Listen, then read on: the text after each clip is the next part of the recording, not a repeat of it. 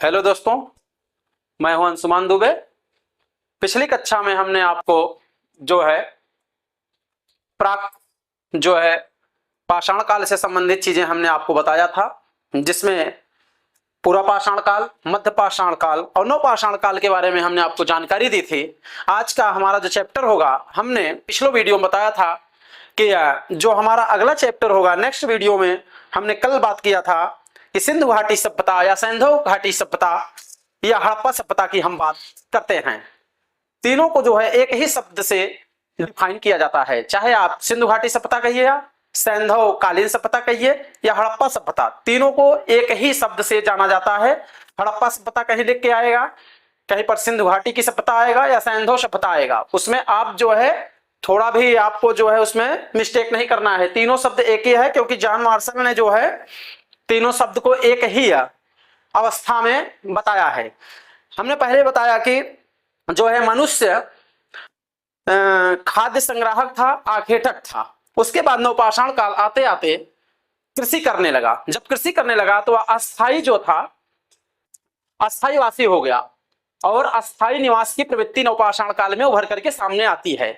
तो उसके बाद अब जब हम सिविलाइजेशन की बात करते हैं तो सिविलाइजेशन में सभ्यता की बात आती है। जब मनुष्य स्थायी होगा, प्रवृत्ति उसकी स्थायी होगी, तो धीरे धीरे उसका क्रमिक विकास होगा। जब क्रमिक विकास होगा तो वह जो है क्या करेगा, जब क्रमिक विकास होगा तो धीरे धीरे उसके अंदर सभ्यता आएगी। तो उसी को हम सिविलाइजेशन इंडस वैली यानी सैंधव कालीन सभ्यता की हम बात आज करेंगे। आज हमारा जो चैप्टर होगा सैंधव कालीन सभ्यता से पूर्वालोकन की सीरीज चल रही है, जिसमें मित्रों हम आपका जो है अच्छी तरह से पूर्वालोकन कराने की जिम्मेदारी ले रहे हैं। PYQ फॉर्म में पूरा हम जो है आपका यूपीपीसीएस, आरओ या यूपीएससी की एग्जाम, जो भी नियरेस्ट एग्जाम है, उसमें हम आपको जो है पूर्वालोकन, हिस्ट्री की पूर्वालोकन हम आपको बाकायदा कराएंगे, जिसमें किसी प्रकार की जो है मिस्टेक नहीं होगी। आइए हम चलते हैं, देखते हैं आज सैंधवकालीन सभ्यता में जो पहला क्वेश्चन पूछा है, उस पहले क्वेश्चन की जो है हम पहले क्वेश्चन की स्थिति को देखते हैं। और पूछा कब गया है, Uttar Pradesh PCS special mains 2004 में आया हुआ क्वेश्चन है, इसलिए संभावना बढ़ जाती है कि क्वेश्चन इस बार रिपीट भी कर सकता है। पहला क्वेश्चन क्या है, मानव समाज विलक्षण है क्योंकि वह मुख्यतः आश्रित होता है। अगर मानव समाज विलक्षण है, किस पे जो है विलक्षण है, किस पर आश्रित होता है, तो क्वेश्चन पूछा है तो आपको ऑप्शन ए दिया है संस्कृति पर, अर्थव्यवस्था पर, धर्म पर, विज्ञान पर। तो सोच के आपको बताना होगा। जैसा कि हम जानते हैं, जब मानव ने क्रमिक रूप से कृषि करना सीखा, अस्थायी निवास की प्रवृत्ति आई नवपाषाण काल में, तो धीरे धीरे उसके अंदर सिविलाइजेशन अर्थात सभ्यता की बातें उसके अंदर आने लगी। जब सभ्यता धीरे धीरे पनपने लगी तो उसने क्या किया कि कुछ अपने जीवन को चलाने के लिए आर्थिक ढंग से उसने क्या किया, उद्योग किया, व्यापार किया, धंधा किया, कृषि किया। तो उसको जो है आर्थिक रूप से पैसे की जरूरत पड़ी। जब पैसे की जरूरत पड़ी तो उसका संबंध कहां से होगा, अर्थव्यवस्था से होगा।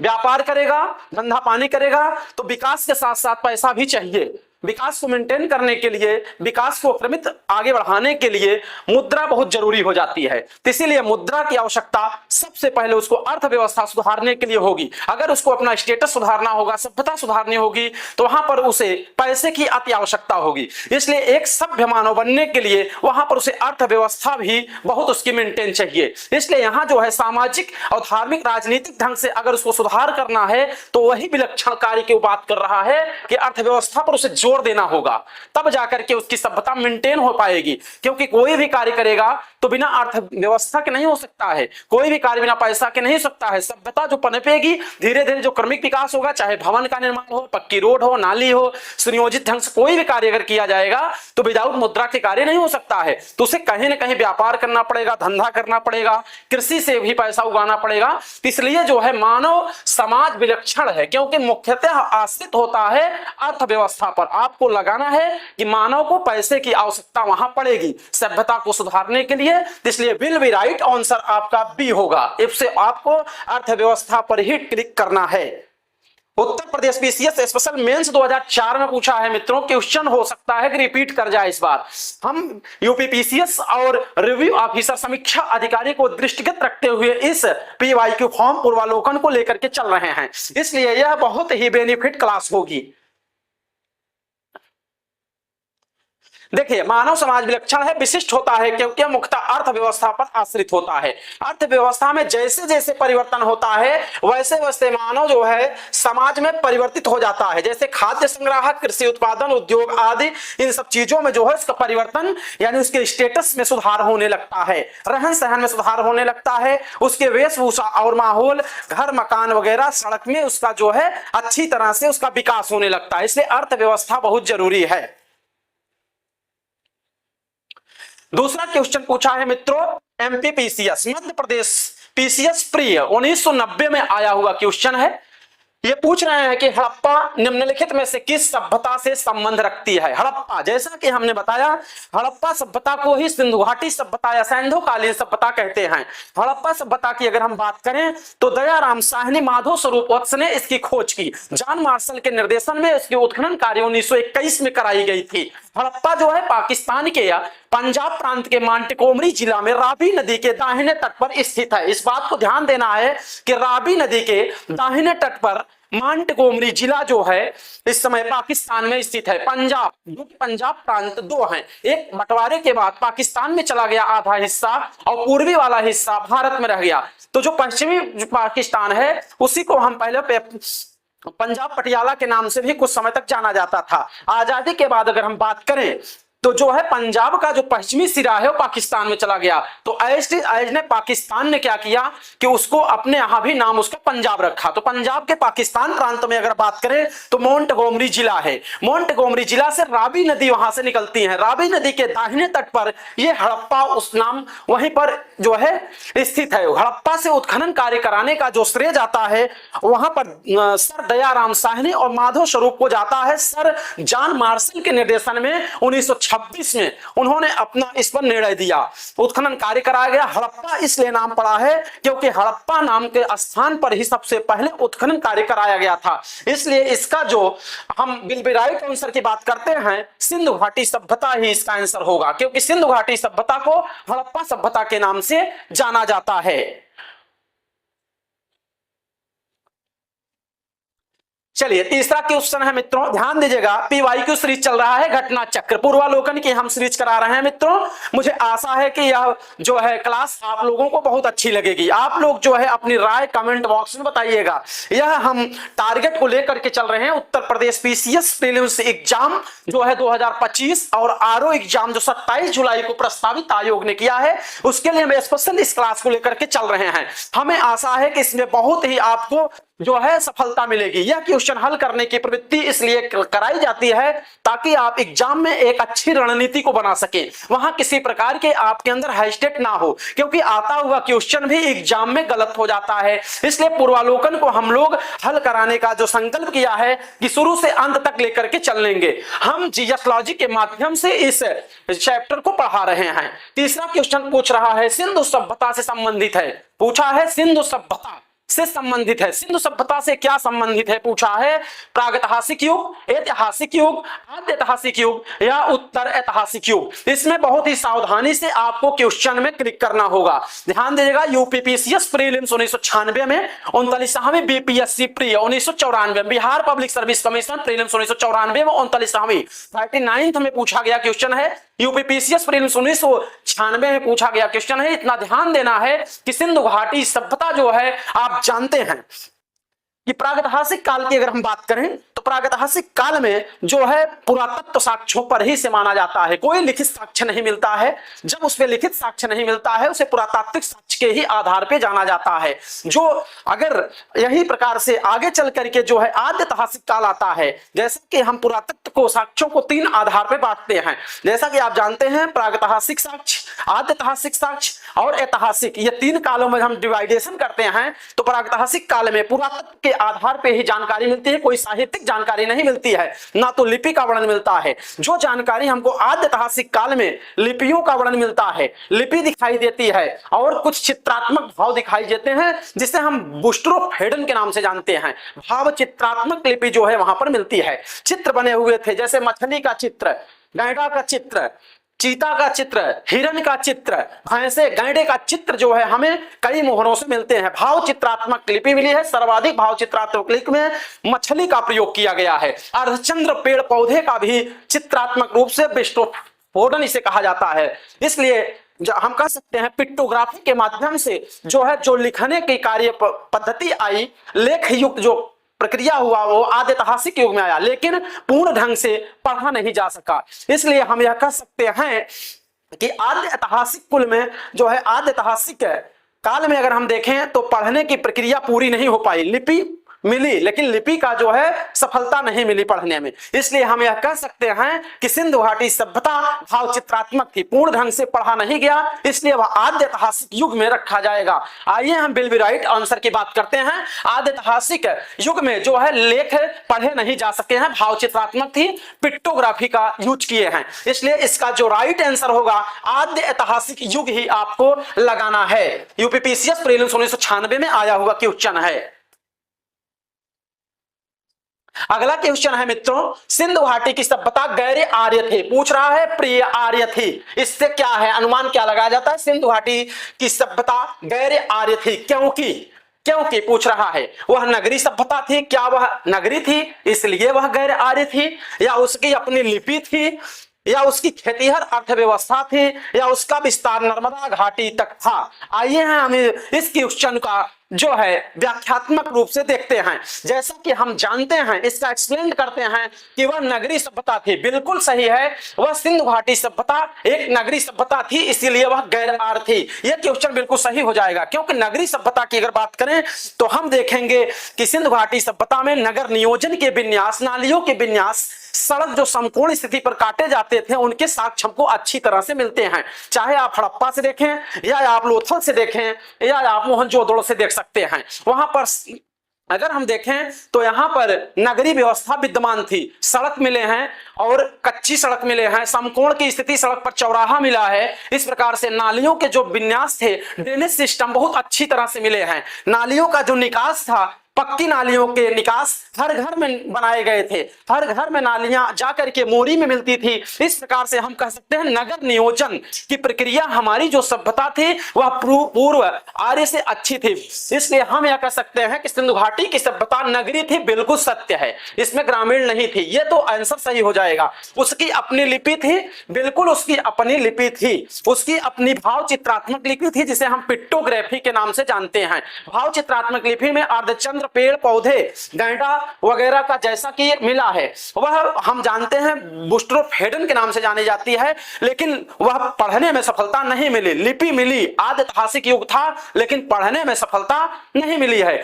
आप देखेंगे हड़प्पा के मोहर से या लोथल के मोहरों से भी हमें जो है लिखित साक्ष्य कुछ लिपियां मिली हैं, लेकिन उसको पढ़ा नहीं जा सकता है, इसलिए वह अपनी लिपि भाव चित्रात्मक लिपि थी। यह भी क्वेश्चन सही हो जाएगा। उसकी खेतीहर अर्थव्यवस्था थी, बिल्कुल खेतीहर व्यवस्था थी, लेकिन सर्वाधिक जो जोर दिया जाता था सैंधवकालीन सभ्यता में वह वस्त्र उद्योग पर दिया जाता था। सर्वाधिक उसका जो था उद्योग पर था, लेकिन कृषि व्यवस्था हमको लोथल से मिली है। अगर हम देखें तो रंगपुर से चावल के साक्ष्य मिलते हैं, हड़प्पा से कपास की खेती का साक्ष्य मिलता है। इस प्रकार से मोहनजोदड़ो से हमें खेती का साक्ष्य मिलता है। अगर हम देखें बनावली से हल चलाने के साक्ष्य बनावली से राखी वहां मिला है, जो कि हरियाणा में स्थित है। और कालीबंगा से हमें जुते हुए खेत के प्रमाण मिलते हैं। इसलिए कह सकते हैं खेतीहर अर्थव्यवस्था वहां पर थी। ऐसी बात नहीं है पूर्ण ढंग से नहीं थी, लेकिन खेती होता था, इसलिए यह भी क्वेश्चन आपका सही हो जाएगा। अब हम चलते हैं, उसका विस्तार नर्मदा घाटी तक था। यह बिल्कुल गलत है, नर्मदा घाटी तक नहीं था। जैसा कि हमने बताया कि अगर आप देखें तो इसमें देखेंगे तो उत्तर में अगर हम देखें तो मांडा जम्मू कश्मीर, मांडा जम्मू कश्मीर में स्थित है। उत्तरी जो इसका स्थल लास्ट वाला पाया गया मांडा जम्मू कश्मीर में पाया गया। अगर हम दक्षिणी स्थल की बात करें तो दाइमाबाद,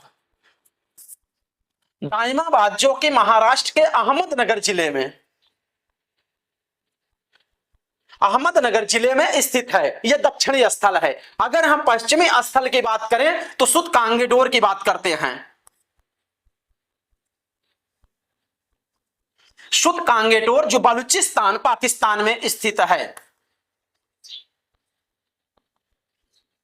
बलूचिस्तान पाकिस्तान। और अगर हम पूर्वी स्थल बात करें तो हिड्डन नदी मेरठ में स्थित है।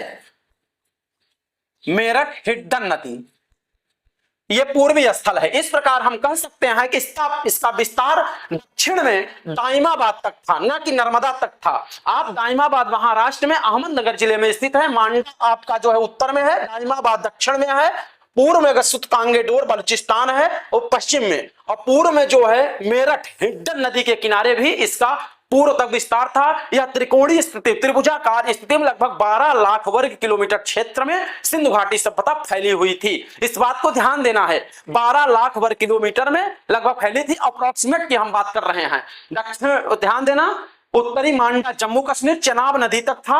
और इधर हम बात करें दाइमाबाद महाराष्ट्र अहमदनगर जिले में स्थित है। सुत कांगेडोर बलूचिस्तान पाकिस्तान में इसका पश्चिमी स्थल था। वहां से स्टार्ट करते हैं तो मेरठ हिड्डन नदी जो कि प्राचीन उसमें इसके पहले गाजियाबाद में आता था, इसलिए यह पूर्व तक इसका विस्तार जो था मेरठ के हिड्डन गाजियाबाद तक या मेरठ तक था। इस बात को ध्यान देना है, नर्मदा तक नहीं, वो पूरा दाइमाबाद तक जाएगा, इसको ध्यान देना है। इसलिए यह क्वेश्चन आपको ध्यान देना है। पूछा है सिंधु घाटी की सभ्यता गैर आर्य थे, उसका विस्तार की बात की है तो वह नगरी थी, उसकी अपनी लिपि थी, इसलिए जो है वह खेतिहर अर्थव्यवस्था में उसका विस्तार नर्मदा घाटी तक था। यह बात गलत हो गई। इस बात को ध्यान देना है, गैर आर्य थी, क्योंकि गैर आर्य थी वह ग्रामीण नहीं थी, वह नगरी थी, इसलिए यह इसका आंसर वह नगरी सभ्यता होगा। इसी प्रकार से हम देखते हैं कि इस प्रकार से 5 नंबर क्वेश्चन में हम 5वां नंबर क्वेश्चन अब देख रहे हैं मित्रों। नेक्स्ट वाले क्वेश्चन में हमने देखा, इसलिए जो है किराए के सिंधु घाटी सभ्यता को आर्यों से पूर्व की रखे जाने का महत्वपूर्ण कारक पूछा है। ध्यान देना है, महत्वपूर्ण कारक की बात कर रहा है, वो कंपेयर कर रहा है, तुलना कर रहा है कि आर्यों से पहले जो रखी गई है यह व्यवस्था का कारण क्या हो सकता है। अब आप सोचेंगे यार कहीं नगर नियोजन ना हो जाए। नगर नियोजन बिल्कुल आप लगाएंगे, गलत कर जाएंगे, क्योंकि शहरी व्यवस्था थी, नगरी व्यवस्था थी और आर्यों से पूर्व रखे जाने की स्थिति इसलिए थी। आप सोचेंगे क्योंकि नगर नियोजित थी, ऐसा नहीं है। ध्यान दो, तुलना की बात किया है, इसलिए इसका आंसर मृदुभांड होगा। यूपीपीसीएस प्रीलिम्स 1990 में आया हुआ क्वेश्चन है। मृदुभांड इसलिए होगा कि हम जानते हैं कि आर्यों से पूर्व रखे जाने की स्थिति इसलिए है क्योंकि यहां गैरिक मृदुभांड का प्रयोग होता था। लाल जो था मृदुभांड होता था, ऊपर से उसपे काले पट्टी के चित्रांकन किया जाता था, उसपे चित्र ब्लैक बनाया जाता था, बैकग्राउंड उसका लाल होता था, वर्णी अर्थात गेरु वर्णी था। मृदुभांड जो था सिंधु घाटी सभ्यता में क्या था, लाल था। इसको लिख लीजिएगा, सिंधु घाटी सभ्यता में जो ये मृदुभांड होता है, ध्यान देना है, मृदुभांड लाल था, बस इतना आप लिख लीजिएगा, यही अलग करता है। और क्यों, क्योंकि आर्यों की अगर हम बात करें, आर्यों बराबर क्या होता था आपको बताना है, धूसर। धूसर, धूसर का मतलब होता है ग्रे, ग्रे, ग्रे का मतलब हो गया हरे फॉर्म में, ध्यान देना है। धूसर आपको ध्यान देना है। आर्यों, आर्यों की जो थी मृदुभांड वो धूसर था, ग्रे फॉर्म में था, यानी हरे फॉर्म में था, ग्रीड पद्धति। और इनका जो था ये लाल था, लाल था, ये मृदुभांड लाल था, इसलिए यही दोनों से मुख्य कारक अलग हो जाते हैं आर्यों से, इतना ध्यान देना है। लाल मृदुभांड पर काले पट्टी की चित्रांकन पाई गई है, ये जो है आपके हड़प्पा काल में सिंधुकालीन सभ्यता की विशेषता रही है। इसीलिए जो है आर्यों से पूर्व रखे जाने का महत्वपूर्ण कारक मृदुभांड है, ना कि नगर नियोजन है। बहुत लोग शहरी व्यवस्था को समझ करके पढ़ करके और नगर नियोजन पर लगाएंगे, ऐसा मत करना, क्योंकि तुलना की बात कर रहा है कि आर्यों से पूर्व क्यों रखा जाए इसको, तो मृदुभांड को लेकर के यहां समस्या है, इसको ध्यान देना है, इसलिए ऑप्शन डी लगाना है। नेक्स्ट क्वेश्चन पे चलते हैं मित्रों। सिंधु घाटी संस्कृति वैदिक सभ्यता से भिन्न थी। कारण क्या है पूछ रहा है। सिंधु घाटी संस्कृति जो थी, सिंधु घाटी एक कल्चर है, जैसा कि आप जानते हैं वैदिक सभ्यता भी एक कल्चर है, तो इसलिए जो है वैदिक सभ्यता भिन्न थी। सिंधु घाटी जो सिंधु घाटी संस्कृति है वैदिक सभ्यता से किस प्रकार से वह अलग थी पूछा है। इसके पास विकसित शहरी जीवन की सुविधाएं थी, इसके पास चित्रलेखी लिपि थी, इसके पास लोहे और रक्षा शस्त्रों के ज्ञान का अभाव था, या उपयुक्त सभी। यह यूपीपीसीएस स्पेशल मेंस 2004 में आया हुआ क्वेश्चन है। मित्रों जैसा कि हम जानते हैं सिंधु घाटी संस्कृति वैदिक सभ्यता से इसलिए अलग थी क्योंकि उसके पास विकसित शहरी जीवन की सुविधाएं थी, जैसा कि नेक्स्ट वाले क्वेश्चन में अभी हमने एक्सप्लेन किया कि नगर नियोजन की स्थिति उसके पास थी, इसलिए नालियों का सुविस्तृत विकास देखने को मिलता है, किले दुर्ग का निर्माण मिलता है, व्यापार की स्थिति अच्छी मिलती है, डॉकयार्ड मिलता है, तो नगर में जो होना चाहिए था वो उसके पास था। और इसके पास चित्रलेखी लिपि बिल्कुल भाव चित्रात्मक लिपि थी, जैसा कि हमने बताया कि आद्य ऐतिहासिक युग जो आता है उसमें भाव चित्रात्मक लिपि तो मिली लेकिन पढ़ी नहीं गई। जैसे आप देखें सर्वाधिक उस लिपि में मछली का चित्रांकन मिलता है, इसलिए इसके पास चित्रलेखी लिपि भी मिली है। हड़प्पा से मोहर वगैरह मिले हैं, उसमें लिपि का निर्माण मिलता है, लोथल से मिलता है, और फारस की मोहर वगैरह आप देखेंगे तो उसमें आपको मिलेगा। इसके पास लोहे और रक्षा शस्त्रों के ज्ञान का अभाव था, बिल्कुल सत्य है, क्योंकि लोहा तो अभी उत्तर वैदिक काल में इसका निर्माण होगा, विकास होगा। जैसे आप देखें उत्तर वैदिक काल में जब जाएंगे उत्तर प्रदेश के एटा जनपद में अंतरजी खेड़ा से, वहां से हमको लोहे के साक्ष्य मिलते हैं। उत्तर वैदिक काल की बात कर रहे हैं। अभी तो हमारे पास कांस्य युगीन युग चल रहा है, जैसा कि हमने पढ़ा पत्थर का काल, पाषाण काल, पाषाण काल के बाद ताम्र पाषाण काल, फिर टीन आया, टीन के बाद तांबा आया। और जब हम इस प्रकार से टीन और तांबा को जब मिलाते हैं, आप जैसा कि जानते हैं ये तांबा है, तांबा प्लस टिन बराबर तांबा जो है उसका निर्माण हो जाता है। तांबा और टिन के मिश्रित से आप जैसा कि जानते हैं कांसा बनता है, ये कांसा बन गया। तो ये जो थी हमारी जो व्यवस्था थी सिंधु घाटी सभ्यता कांस्य युगीन थी।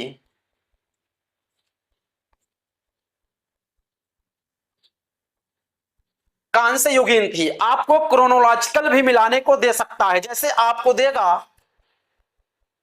पाषाण, पाषाण के बाद आपको लगाना है ताम्र पाषाण,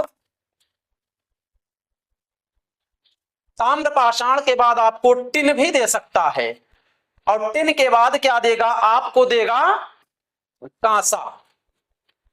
तो यही कांसे की बात कर रहा है, कांस्य युगीन थी ना कि लोहे की। उसके बाद लौह आएगा अंतरजी खेड़ा एटा से, हमको उत्तर वैदिक काल में वहां से लोहे के साक्ष्य मिलेंगे। इसलिए ध्यान देना इसके पास लोहे और रक्षा शस्त्रों का, देखिए रक्षा शस्त्र युद्ध का प्रमाण हमको सिंधु घाटी सभ्यता से नहीं मिलता है। हमको किसी भी प्रकार के औजार वहां से दिखाई नहीं देते हैं। जो वहां के लोग बहुत शांति प्रिय थे, वहां पे हमें शांति वातावरण मिलता है, इसलिए कोई वहां पर युद्ध वगैरह का प्रमाण नहीं मिलता है। जैसा कि पाषाण काल में हमको युद्ध में हत्या का साक्ष्य प्रतापगढ़ जिले से मिला था, महदहा से, लेकिन इसमें जो है हमको नहीं मिलता है।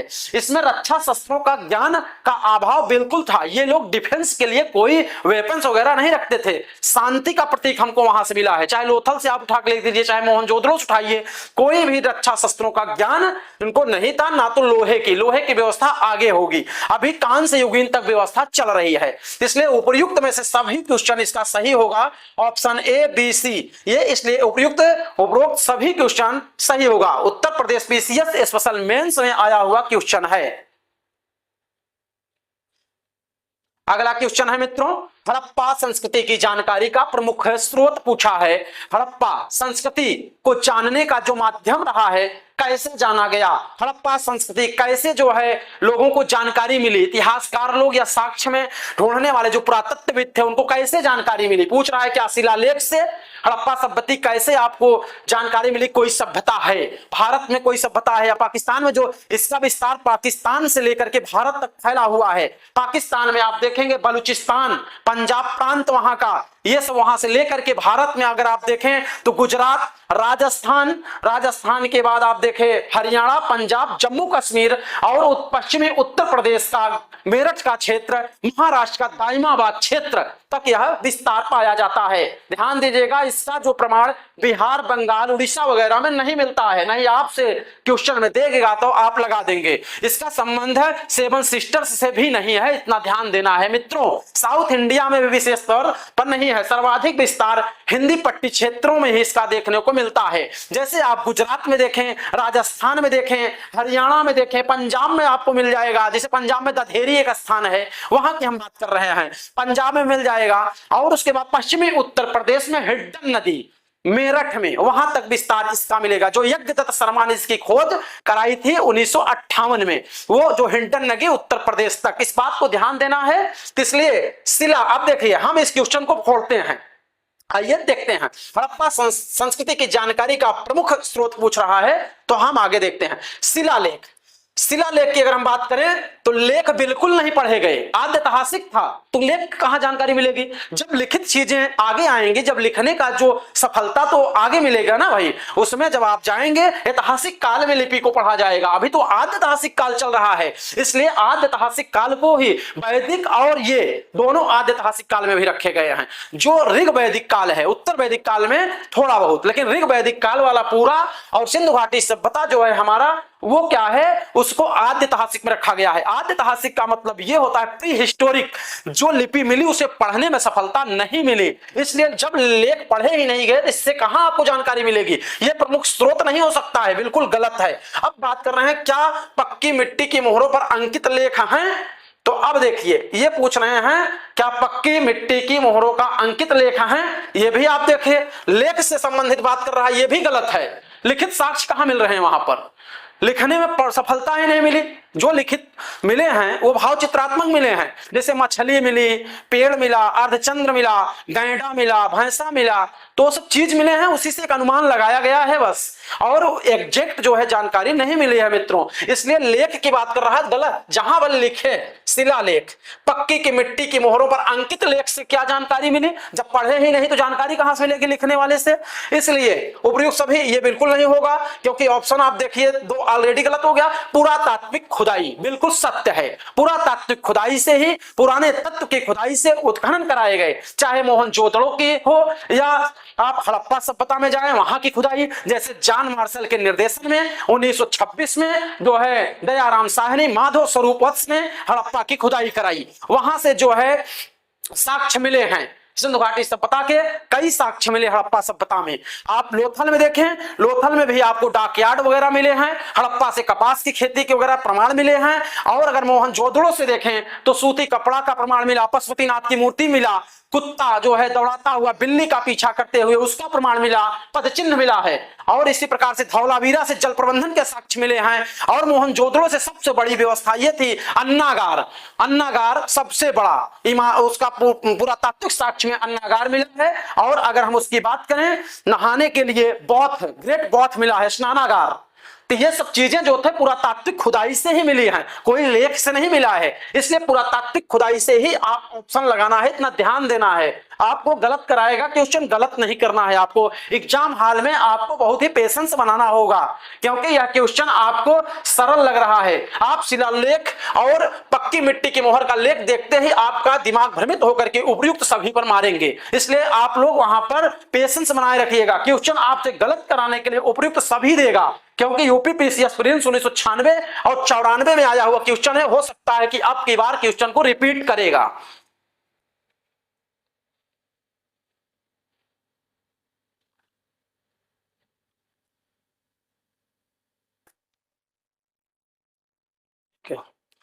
देखिए अगला क्वेश्चन है मित्रों, निम्नलिखित में से कौन सा सिंधु घाटी अर्थात जैसा कि आप जानते हैं इसी को हड़प्पा सभ्यता भी कहा जाता है, सिंधुकालीन सभ्यता के नाम से भी जाना जाता है। अगर सिंधु घाटी नहीं देगा, अगर हड़प्पा सभ्यता देगा तब भी सही है, और अगर जो है वहां पर सिंधुकालीन सैंधो सभ्यता देगा तो भी सही है, क्योंकि आप जानते हैं ये तीनों एक ही शब्द माने गए हैं। सिंधु घाटी की बात इसलिए होती है क्योंकि जो प्रमाण मिले हैं सिंधु नदी के किनारे मिले, लेकिन उससे ज्यादा प्रमाण हड़प्पा पे मिल गए पाकिस्तान में। इसलिए उसको जो है चार्ल्स मैसर ने 1926 में कहा कि नहीं, हड़प्पा ही अगर अच्छा है तो इसका नाम हड़प्पा रख दिया जाए। सिंधु घाटी को अलावा उसने हड़प्पा नाम रखा। इसकी कहानी थोड़ा सा एक्सप्लेन करने पर समय नहीं, इसलिए हम आगे चलते हैं।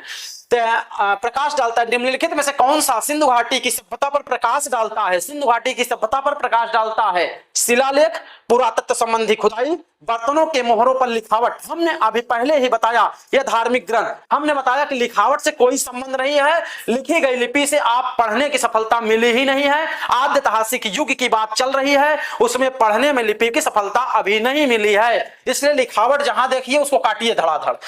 रही बात धार्मिक ग्रंथ, जब पढ़े ही नहीं गए धार्मिक ग्रंथ पढ़े कहां जाएंगे? लिपि ही गड़बड़ है, भाव चित्रात्मक है, बुस्टोफ्रेडन की है, पिक्टोग्राफी है, तो कहां से पढ़ेंगे आप? अनुमान लगाया गया है, एग्जैक्ट जानकारी नहीं मिली, इसलिए धार्मिक ग्रंथ, लिखावट, लेख तीनों गलत काटिए। पुरातत्व संबंधी खुदाई हमने अभी इसके पहले बताया आपको। चलिए अगला क्वेश्चन कर रहे हैं, सिंधु घाटी के निवासियों की सभ्यता को जानने का मूल स्रोत क्या है? वहां पाई गई सिंधु घाटी के निवासियों की सभ्यता को जानने का मूल स्रोत पूछ रहा है। क्या मोहरे हैं, बर्तन जेवर हथियार हैं, मंदिर हैं, लिपि है? ध्यान देगा, सिंधु घाटी के निवासियों की सभ्यता कैसे जानकारी मिलती है कि सिंधु घाटी की सभ्यता थी, कैसे मालूम चलता है? आइए हम देखते हैं मित्रों, सिंधु घाटी की सभ्यता का प्रमाण अगर हम बात करें तो जो है मंदिर तो वहां का उल्लेख ही नहीं मिला है, मंदिर के साक्ष्य नहीं पाए गए हैं। हाँ, कहीं कहीं मंदिर के साक्ष्य वही आपको मिलेंगे, मोहनजोदड़ो में पशुपतिनाथ की यह मूर्ति मिलती है, लेकिन मंदिर के साक्ष्य नहीं मिलते हैं। इसलिए अग्नि का जो है साक्ष्य लोथल से मिलेगा, हवन कुंड का साक्ष्य जो है कालीबंगा से मिलेगा, मंदिर के साक्ष्य नहीं मिली है। इस प्रकार से मंदिर क्वेश्चन नहीं होगा। लिपि हमने पहले बताया कि लिपि पढ़ी नहीं जा सकती है, उसका कैसे आप जानेंगे? और रही बात बर्तन जेवर हथियार था, औजार, औजार तो हमने बताया कि अभी उसका यूज ही नहीं है, संध्योकालीन सभ्यता के लोग बहुत शांतिप्रिय थे, तो औजार की क्या जरूरत, औजार वहां मिले ही नहीं है। तो मोहर, मोहर से ही हमको इनकी जानकारी सिंधु घाटी सभ्यता की मिलती है। हड़प्पा सभ्यता में भी हमको फारस की मोहर मिलती है, लोथल से भी फारस की जो है मोहरें मिलती हैं। इससे यह पता किया जाता है कि व्यापार हमारा जो था बहुत ही अच्छा होता था, विकसित था। हमारा जो व्यापार था मेसोपोटामिया, मिस्र, सुमेरिया तक हमारा इन सभ्यताओं से हमारा व्यापार होता था। इस प्रकार से जो ऑप्शन है विल बी राइट आंसर, ये ए वाला होगा, मोहरों, मोहरों से लगाना है आंसर। अगला क्वेश्चन है, भारत में चांदी की उपलब्धता के प्राचीनतम साक्ष्य कहां से मिले हैं? बहुत सुंदर क्वेश्चन पूछ रहा है। अब बात चांदी की आती है, क्या सिंधुकालीन सभ्यता में चांदी का विकास हो चुका था? क्या जान चुके थे? खुदाई से, उत्खनन से उनको प्रमाण मिला? बिल्कुल, यह प्रश्न अगर उठता है तो बिल्कुल सोना, चांदी, आपको टिन, कांसा, ये सब मिल चुका था, लेकिन लोहा नहीं मिला था, लोहा ही नहीं मिला। इसको ध्यान देना, लौह युग वैदिक कालीन में, उत्तर वैदिक कालीन में हमको देखने को मिलेगा। इस प्रकार से हम कह सकते हैं कि सोना, चांदी, लोहा का लोहा नहीं, सोना, चांदी और टिन, कांसा, तांबा का हमको अच्छी तरह से जानकारी मिल चुकी थी। अगर हम बात करें तो चांदी कहां से मिला, प्रमाण कहां से है, तो आप देखते हैं हड़प्पा संस्कृति में, पश्चिमी भारत की ताम्रपाषाण संस्कृति में, वैदिक संहिताओं में चांदी के आहत सिक्के, आहत सिक्के तो वैदिक काल में मिलेगा, अभी कहां मिलेगा आहत सिक्के? आहत सिक्के की बात तो वैदिक काल में होगी, इसलिए आहत सिक्के देखिए शर्ट से काट दीजिए। अभी इसके बाद 1000 से 600 ईसा पूर्व वैदिक काल मिलेगा, अभी तो कहानी कुछ अलग चल रही है, इसलिए यहाँ क्यों आप 2300 ईसा पूर्व से 1750 ईसा पूर्व की जानकारी मिल रही है। डीके अग्रवाल के मुताबिक सिंधुकालीन सभ्यता की अगर हम बात करें तो इतिहासकार मानते हैं, जो एकदम फैक्ट है, एनसीईआरटी भी मानती है, 2350 से 1750 बीसी ईसा पूर्व की अगर हम बात करें तो उसी के बीच का ये काल है। अभी तो ये ईसा पूर्व जो है वैदिक काल से 1000 ईसा पूर्व पीछे है, तो अभी आहत सिक्के कहां मिलेगा? आहत सिक्के बहुत आगे की बात है, इसलिए हम कह सकते हैं आहत सिक्के अगर देखें तो काट दीजिएगा। अच्छा, पश्चिमी भारत की ताम्रपाषाण संस्कृति देखिए, पश्चिमी भारत ताम्रपाषाण संस्कृति इसके बाद जो है आपने देखा इसके पूर्व आई, वो तो चली गई।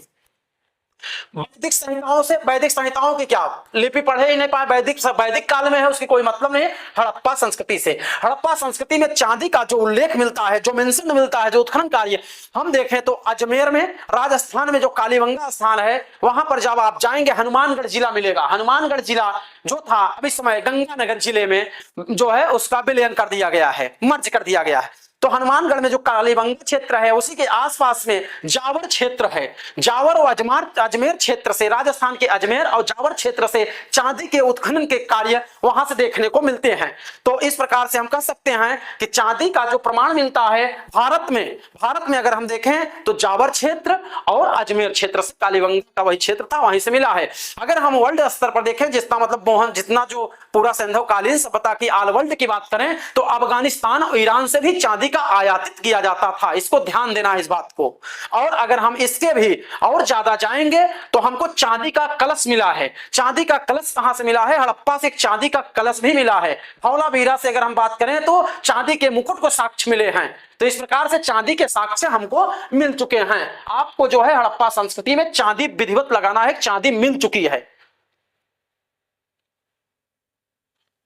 चलिए अगला क्वेश्चन, नेक्स्ट क्वेश्चन, हड़प्पा में मिट्टी के बर्तनों पर सामान्यतः किस रंग का उपयोग होता था? देखिए अभी हमने आपको बताया कि जो मृदुभांड था, मृदुभांड की बात कर रहे थे। मृद माने मिट्टी, भांड माने पात्र। मिट्टी का जो पात्र होता है उसी को हम मृदभांड कहते हैं। मृदभांड ज्यादातर अनाज वगैरह रखे जाने के लिए सिंधुकालीन सभ्यता में इसका प्रयोग होता था। इस प्रकार से आप मृदभांड को डिफिनेशन भी दे सकते हैं। मृद माने मिट्टी होता है, मृण माने मिट्टी होता है और भांड माने पात्र होता है। इस प्रकार से मित्रों ये पूछ रहा है कि हड़प्पा में मिट्टी के बर्तनों पर सामान्यतः किस रंग का उपयोग था? तो इसके पहले हमने बताया कि मृदभांड में गेरू वर्णी, गेरू का मतलब होता है, आप जान रहे हैं, गेरू का मतलब होता है लाल, लाल, ध्यान देना इस बात को, रेड। और इसी लाल पट्टी पर क्या करते थे? काले से चित्रांकन करते थे। किससे? ब्लैक से, ब्लैक से। तो इस प्रकार से जो बैकग्राउंड था उसका लाल था, तो आपको लाल लगाना है, इसलिए ध्यान देना है। इसके बाद वाली जो स्थिति आएगी वो ग्रे फॉर्म में, नीला हरा वैदिक काल में, इसको ध्यान देना।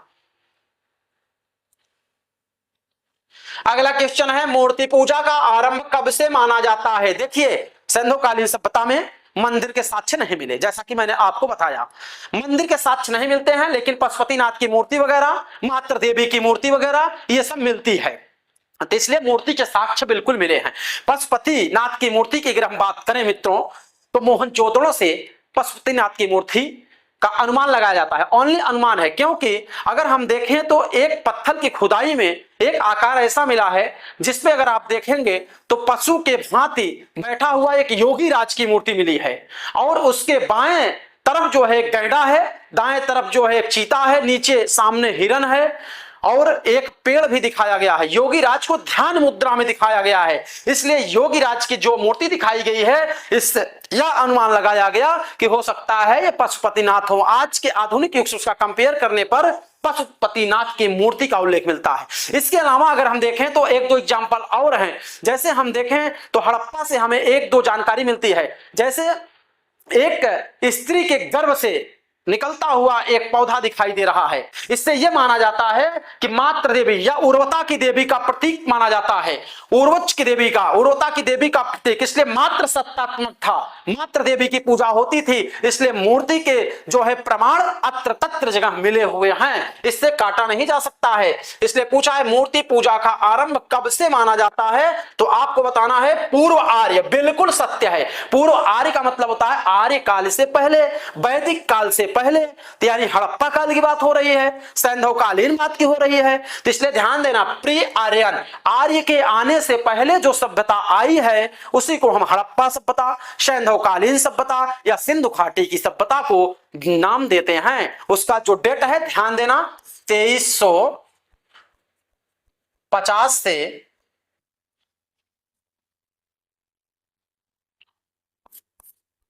1750 बीसी, ये डीके अग्रवाल के मुताबिक है। डीके अग्रवाल और एनसीईआरटी भी यही लगभग मानती है मित्रों, ध्यान देना। मार्टिमर हैं और क्रेमर हैं और अमलानंद घोष हैं, ये सब अलग अलग मानते हैं, लेकिन जो एग्जैक्ट माना गया है मित्रों वो उसको आपको 2350 से 1750 बीसी ही रखा जाएगा। इस प्रकार से पूर्व आर्य, क्योंकि वैदिक काल आप देखें तो 1000 से 600 बीसी है, तो इसलिए इसका जब आप कंपेयर करेंगे तो इससे काफी पहले की कहानी है। बीसी हमेशा घटता है, एडी बढ़ता है, इसको ध्यान दीजिएगा इस बात को। बिफोर क्राइसिस की बात हो रही है और एडी एनो डोमिनी की बात करता है, तो इतना तो आप जान ही रहे होंगे, प्रैक्टिस सेशन चल रहा है। पूर्व आर्य से बिल्कुल मूर्ति पूजा का आरंभ कब से माना जाता है? पूर्व आर्य, बिल्कुल सत्य है। चलिए अगला क्वेश्चन देखते हैं। निम्नलिखित पशुओं में से किस एक का हड़प्पा संस्कृति में पाई मोहरों और टेराकोटा कलाकृतियों में निरूपण, रिप्रेजेंटेशन की बात कर रहा है। रिप्रेजेंटेशन प्रस्तुतिकरण होता है, किसी चीज पर प्रस्तुतिकरण की बात कर रहा है। तो देखिए, निम्नलिखित पशुओं में से किस एक का हड़प्पा संस्कृति में पाई मोहरों और टेराकोटा, टेराकोटा का मतलब होता है मिट्टी जो पका दी जाती है वो लाल रूप में आ जाती है, उसी को हम टेराकोटा कहते हैं। टेराकोटा कलाकृतियों में जो कला की कृति की गई, उस पे कलाकारी की गई का निरूपण जो है, कलाकृति की गई है उस पे जो मोहरों पर, वही कह रहा, मोहरों टेराकोटा पर जो कलाकारी की गई वही नहीं था, पूछ रहा है। उस मोहर पर वो चीज नहीं छपा था। सिंधुकालीन सभ्यता में ऐसी मुद्दा आई जो टेराकोटा और मोहरों पर टेराकोटा और की जो कलाकृति हुई, कलाकारी हुई, वो चीज इसमें से नहीं थी। कौन सी नहीं है? जो सिक्कों पर नहीं छपी थी, वही पूछ रहा है।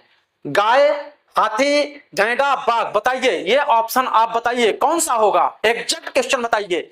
जैसा कि आप जानते हैं सैन्धवकालीन सभ्यता में हम आपको बता रहे हैं कि गाय का उल्लेख नहीं हुआ, घोड़े का उल्लेख नहीं हुआ, ऊंट का उल्लेख नहीं हुआ और लोहे का उपयोग अपरिचित थे और रक्षा शस्त्रों का अभाव था। इस बात को ध्यान देना। क्या क्या?